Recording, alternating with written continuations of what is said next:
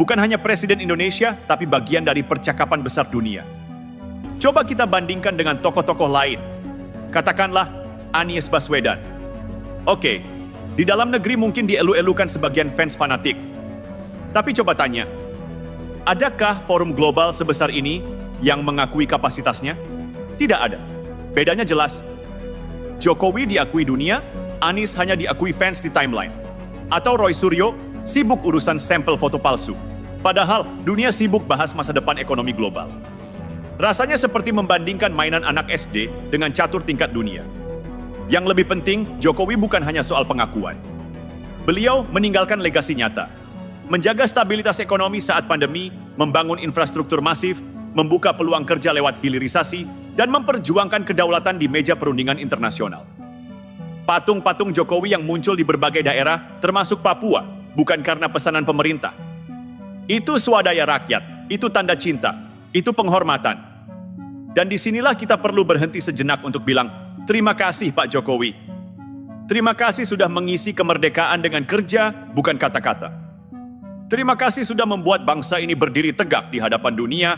Kepada para pembenci, izinkan saya menutup dengan pesan sederhana. Berhentilah membenci, mulailah berkarya. Karena bangsa ini lebih butuh cinta, kontribusi, dan kerja nyata, bukan fitnah, bukan kebencian.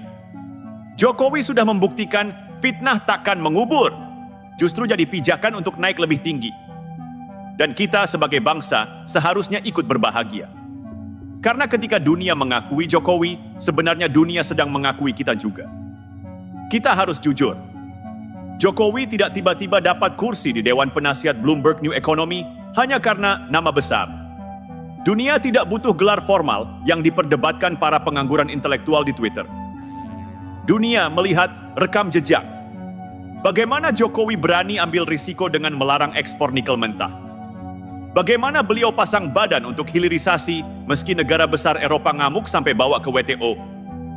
Bagaimana Indonesia tetap stabil saat krisis pandemi ketika banyak negara ekonomi besar justru babak belur?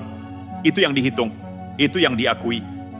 Dan kalau ada yang masih bilang kebetulan atau settingan, berarti mereka tidak pernah ngerti cara dunia bekerja. Sekarang kita lihat oposisi-oposisi kelas Terry.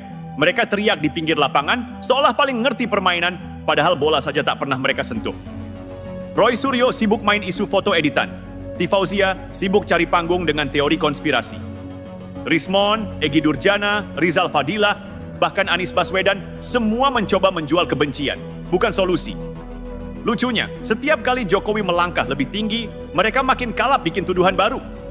Seperti orang kalah judi yang nyalahin kartu, bukan kemampuan mainnya. Dan jujur saja, semakin mereka menyerang, semakin Jokowi naik kelas. Dunia tidak menilai dari teriakan mereka, tapi dari hasil nyata yang berdiri kokoh. Ada satu ironi yang menyakitkan tapi nyata. Bangsa Indonesia sering baru sadar nilai seorang pemimpin setelah pengakuan datang dari luar negeri. Kenapa kita butuh stempel dari Bloomberg untuk percaya Jokowi punya kapasitas global? Padahal bukti ada di depan mata. Infrastruktur ada, data ekonomi ada, rekam jejak ada. Tapi ya begitulah, di negeri sendiri dihina, di luar negeri dipuja.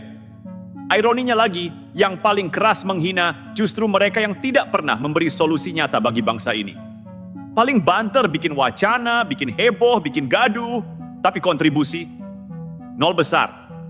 Mari kita jujur sekali lagi, Jokowi tidak sempurna. Ada kekurangan di sana-sini. Tapi kalau kita bandingkan dengan para tukang bacot yang kerjanya hanya bikin tuduhan tanpa data, maka perbedaannya seperti bumi dan langit.